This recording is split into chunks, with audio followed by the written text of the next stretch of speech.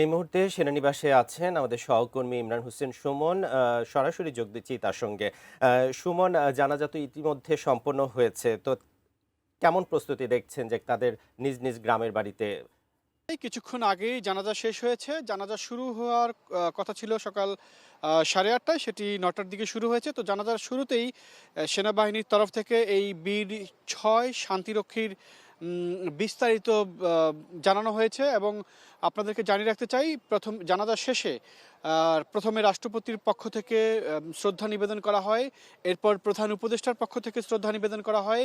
এরপর সেনাবাহিনী প্রধান তার পক্ষ থেকে শ্রদ্ধা নিবেদন করেন, নৌবাহিনী প্রধান, বিমান বাহিনী প্রধান শ্রদ্ধা নিবেদন করেন।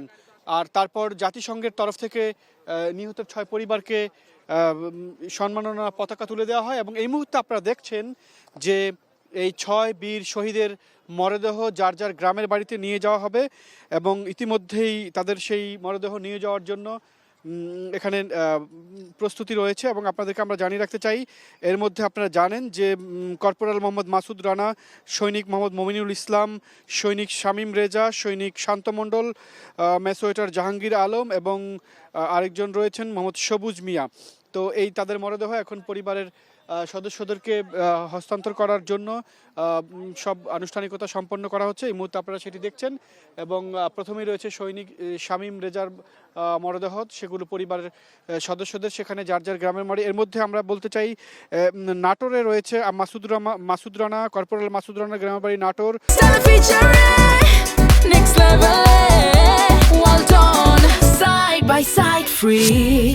সৈনিক মমিনুল ইসলামের গ্রামের বাড়ি কুড়িগ্রাম, সৈনিক শামীম রেজার বাড়ি রাজবাড়ী, সৈনিক শান্ত মণ্ডলের গ্রামের বাড়ি কুড়িগ্রাম, ম্যাসুয়েটার মোহাম্মদ জাহাঙ্গীর আলমের গ্রামের বাড়ি কিশোরগঞ্জ এবং লন্ড্রি কর্মী মোহাম্মদ সবুজ মিয়ার গ্রামের বাড়ি গাইবান্ধা এবং তাদের মরদেহ এই নিয়ে যাওয়ার জন্য এখানে জানাজা শেষে নিয়ে যাওয়ার জন্য এখানে নিয়ে আসা হয়েছে এবং সারি করে রাখা হয়েছে এবং এই বীর ৬ শান্তিরক্ষী আপনারা জানেন, তারা গত ১৩ই ডিসেম্বর সুদানের আবেই আবেই এলাকায় সেখানে ড্রোন হামলায়, সন্ত্রাসীদের ড্রোন হামলায় তারা নিহত হয়েছেন এবং এদের মধ্যে ৯ জন রয়েছেন তারা আশঙ্কামুক্ত, তারাও আহত হয়েছিলেন এবং আপনাদেরকে আমরা জানিয়ে রাখতে চাই এই যাদের এখানে শহীদ হয়েছেন সেনাবাহিনীর এই ৬ শান্তিরক্ষী, তাদের জন্য জাতিসংঘের তরফ থেকে বিভিন্ন ব্যবস্থা যে আনুষ্ঠানিকতাগুলো রয়েছে সেগুলো থাকছে এবং ইতিমধ্যে আমরা দেখেছি যে ৬ শান্তিরক্ষীর তরফ থেকে তাদের পরিবারের সদস্যরাও তারা বক্তব্য রেখেছেন। তারা বলেছেন যে দেশের জন্য এই ৬ শান্তিরক্ষী শহীদ হয়েছেন, তাদের জন্য তাদের এই আত্মত্যাগ দেশ মাতৃকার জন্য, সেটি আসলে তারা চিরদিন দেশের জন্য বিলিয়ে দেওয়ার জন্যই তারা সৈনিক জীবন বেছে নিয়েছিলেন এবং তারা আসলে সুদানের সন্ত্রাসী হামলায় নিহত হয়েছেন শান্তিরক্ষা কাজে থাকা অবস্থায়। সহকর্মী ক্যামেরা পার্সন মনিরুল হাসান সুমন, আপনি যদি দেখাতে পারেন যে এখানে এই ৬ জনের মরদেহ নিয়ে যাওয়ার জন্য আপনারা জানেন যে সেখানে ৬টি লাজবাহী মরদেহ নেওয়ার জন্য সেই অ্যাম্বুলেন্সগুলো রয়েছে এবং এখান থেকে এগুলো নিয়ে যাওয়া হবে এই মুহূর্তে পুরাতন যেটি আর্মি এভিয়েশন রয়েছে সেখানে তেজগাঁও বিমানবন্দর, সেখান থেকে কয়েকজনের মরদেহ বিমানে পাঠানো হবে। এর মধ্যে বগুড়া, কুড়িগ্রাম, নাটোর রয়েছে এবং বাকিদের মরদেহ পরিবারের সদস্যদের কাছে পৌঁছানো হবে এবং আপনারা জানেন গত ১৩ ডিসেম্বরের ঘটনার পর গতকাল তাদের মরদেহ ঢাকায় নিয়ে আসা হলো এবং গতকাল ঢাকায় এমিরেটসের একটি বাণিজ্যিক ফ্লাইটে তাদেরকে নিয়ে আসা হয়েছিল এবং পরবর্তীতে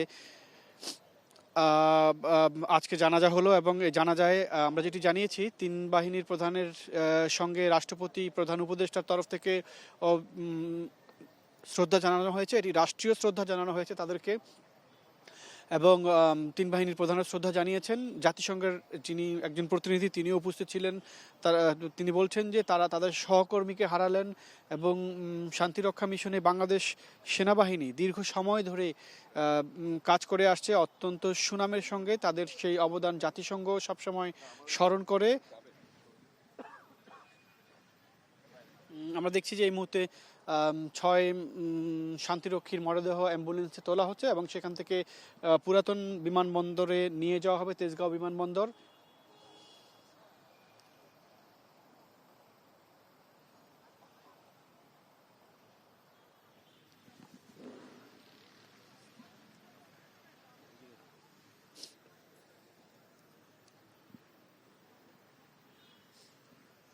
এবং আপনাদেরকে আমরা জানাতে চাই যেটি হলো যে গত 13ই ডিসেম্বরের এই ঘটনা সুদানের আবেইয়ে ড্রোন হামলা চালিয়েছিল। আপনারা জানেন যে সুদানের রাজনৈতিক অবস্থা বিশৃঙ্খল রয়েছে।